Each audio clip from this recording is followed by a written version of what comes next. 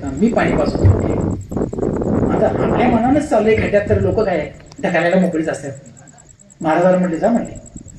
महाराजांनी कमंडलं काढलं, मंत्रालयाला पाणी काढलं, आणि त्याने सांगितलं होतं काय सांगायचं ते, आणि त्याला पाणी पाजवलं. म्हातारं उठून बसलं.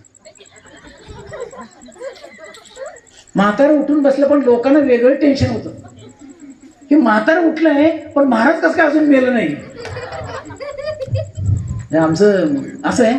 आणि मग त्या महाराजांनी सांगितलं प्रसंग कथा काय आहे त्यापेक्षा नाही, तुमच्या घरात आपण सगळे एकमेकाला जीव लावणारी माणसंच आहे, पण जिथं आपल्याला चांगल्या गोष्टींची संधी येईल ना, तिथं आम्ही काय म्हणतो माहिती आहे, मला वेळ नाही. आम्ही परवा विना घेतले महाराज, 7 दिवस अखंड. खरं सांगू काय, दिवसा विना घ्यायचं काही नाही. दिवसा विना घेताना महिला, पण रात्रीच्या वेळी आमच्याकडे 20 ते 25 तरुण पोरं नंबर लावून बसायची. म्हणजे एवढे तरी आम्ही परिवर्तन केलंय की 20 ते 25 पोरं नंबर लावून बसायची की विनेचा नंबर येईल का नाही. आणि म्हणून ह्या पोरांना आज ह्या गोष्टी आपण सांगणं फार महत्वाचं आहे.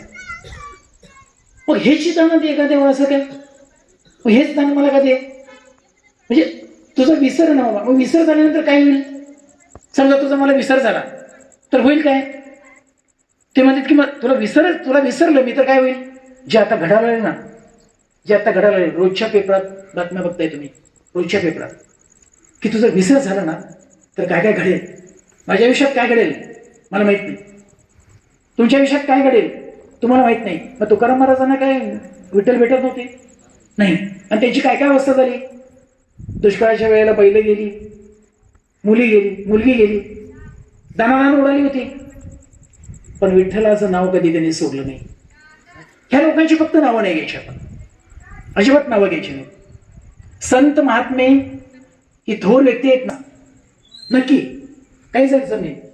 परवा तो बलिदान मास झाला, आणि आमच्या स्वामी समर्थ केंद्रात बालसंस्कार विभागात 5वीला एक पोरगा आहे, 6वीला पोरगा आहे, आणि तो बलिदान मास चालू होता, आणि ते पोरग चप्पल घातलं नव्हतं, आणि ते आल्यानंतर मी अमोल वारे सर होते, त्याला म्हणलं पिलू एवढ्या उन्हात चप्पल का घातला नाहीस तू.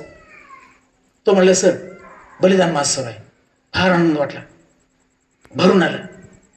हे 5वी 6वीचं पोरग, त्याला माहिती आहे की माझ्या राजाचा काय हाल झाला. त्याला आत घेतलं, सगळ्या पोरांना म्हटलं आधी टाळ्या वाजवा. पोरांनी टाळ्या वाजवल्या. त्यानंतर त्या पोराला मी एक संस्कार दिला, सगळ्याच पोरांना म्हटलं पिल्लू